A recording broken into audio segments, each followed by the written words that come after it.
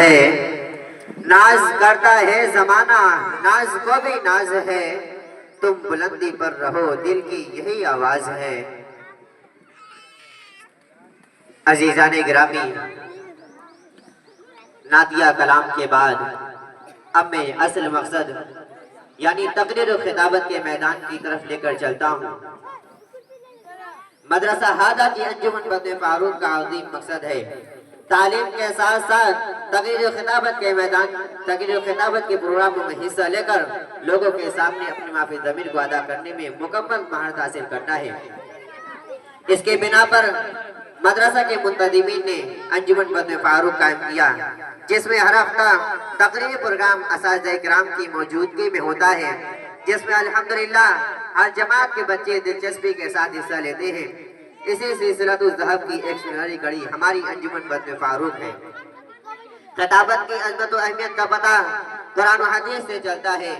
قرآن میں اللہ تعالیٰ نے ارشاد فرمایا ہوا افصح منی، اور حدیث میں ہے ان من البیان لسحرا کہ بعض بیان تو جادو کا اثر رکھتا ہے، جس کا پس منظر یہ ہے کہ دو آدمی مشرق سے آئے اور شاندار تقریر کی، لوگ ان کے بیان پر تعجب کرنے لگے تو آپ صلی اللہ علیہ وسلم نے اسی موقع پر فرمایا تھا ان من البیان لسحرا۔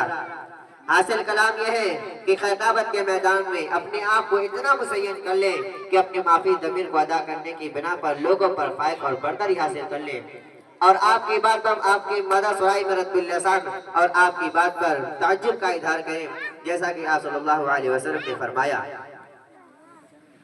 لہذا اب زیادہ تفصیل و تطویل میں نہ جاتے ہوئے اپنی فہرست کے سب سے پہلے مقرر کو پیش کرتا ہوں، جن سے میری مراد محمد قاسم متعلم عربی دوم کیوں آئیں اور اپنے مخصوص آہنگ کے ساتھ سلسلہ خطابت کا آفرین آغاز فرمائیں اس شعر کے ساتھ۔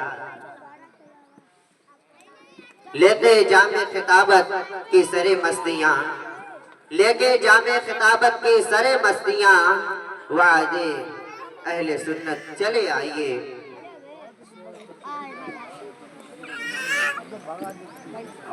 السلام علیکم ورحمۃ اللہ وبرکاتہ۔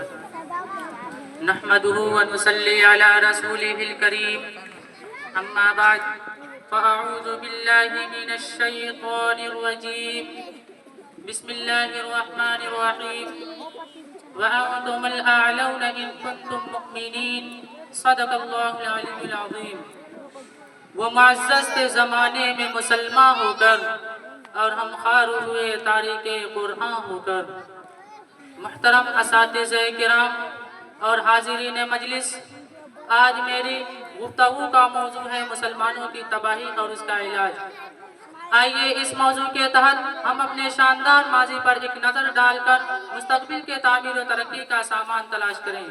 قرآن کریم میں رب ذوالجلال کا ارشاد ہے وَأَنْتُمُ الْأَعْلَوْنَ إِن كُنتُم مُؤْمِنِينَ، تم ہی سربلند رہو گے اگر تم مومن ہو۔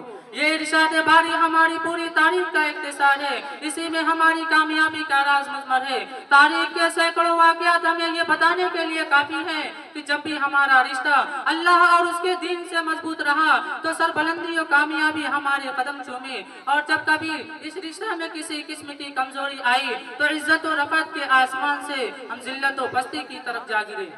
تاریخ ہمارے سامنے جنگ بدر کی مثال پیش کرتی ہے۔ جنگ بدر میں جو کامیابی ہوئی وہ صرف اور صرف اسی رشتہ کی مضبوطی کی بنیاد پر ہوئی، ورنہ اگر کامیابی ہوتی تو کفار مکہ کو ہوتی، کیونکہ کفار مکہ تقریباً 1000 تھے اور بڑے جوش و خروش کے ساتھ تھے۔ ان کے پاس 700 اونٹ اور سواری کے لیے 200 گھوڑے تھے، نیز سب کے ہاتھ میں تلوار اور جنگی ہتھیار موجود تھے۔ ادھر ابو جہل، عتبہ، شیبہ، حنظلہ، عبد المطلب جیسے شجاعت کے پیکر آزمودہ کار تھے۔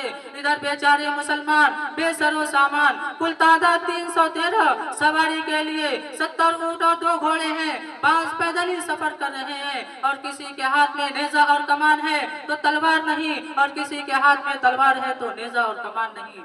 محترم بزرگوں، دوستو، جب مقام بدر پر پہنچتے ہیں تو دیکھتے ہیں کہ کفار مکہ بلند مقام پر خیمہ زن ہو چکے ہیں، جہاں پانی کی بھی فراوانی ہے۔ ادھر بیچارے مسلمانوں کو ریتیلی زمین پر خیمہ زن ہونا پڑا، ایسی جگہ پر کہ اگر کسی کو پیاس لگے تو ایک گھونٹ پانی پینے کو نہ ملے۔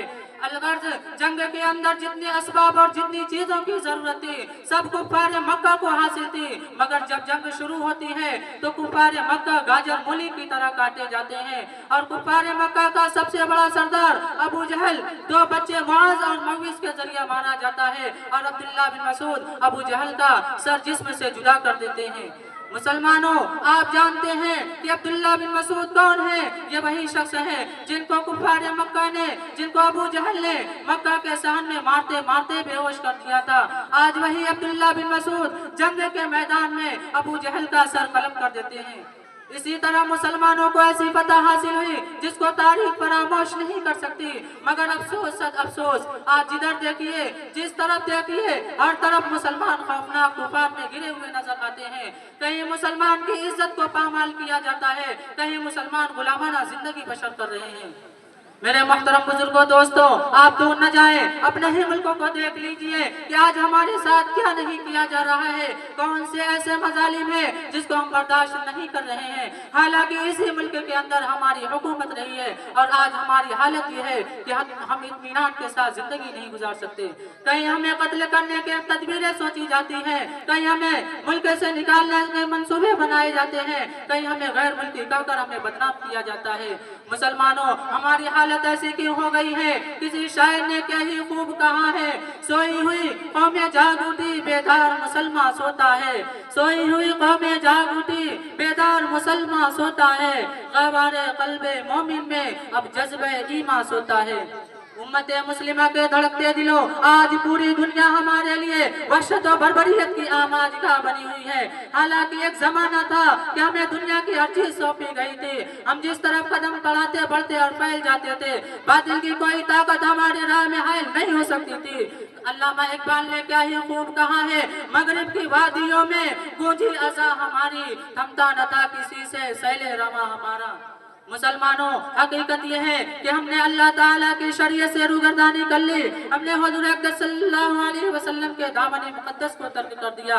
हम नमाज नहीं पढ़ते, रोजा नहीं रखते, कारून की तरह माल इकट्ठा करते हैं, ज़कात नहीं देते, क़िमारबाजी जुएबाजी हमारा सेवा है, हम शराब नोशी करते हैं, गाना बजाना हमारा मशगला है, इत्तेहाद और इत्तेफाक हम में नहीं, उख़ुवत और खुददारी से हम दूर हैं। गोया कि हुज़ूर अक़दस सल्लल्लाहु अलैहि वसल्लम के सहाबे कराम की कोई भी अलामत हमारे अंदर नहीं। न इस्लामी जिंदगी हमारी जिंदगी है, न इस्लामी तरीका हमारा तरीका है। मुसलमानों, आओ मुत्तहिद और मुत्तफिक हो जाओ, एक झंडे के नीचे चले आओ और अपने माशरे से इन बुराइयों को मिटाओ, वरना तुम्हारी तबाही की कोई हद न होगी और तुम्हें सर बुलंद करने वाली कोई ताकत दुनिया में काम नहीं आएगी। अल्लाह ताला शऊर व बेदारी और अपने ज़वाल का एहसास और उसके इज़ाले की तौफीक फिक्र नसीब फरमाए। आमीन व मा अलैना इल्लल बलाग।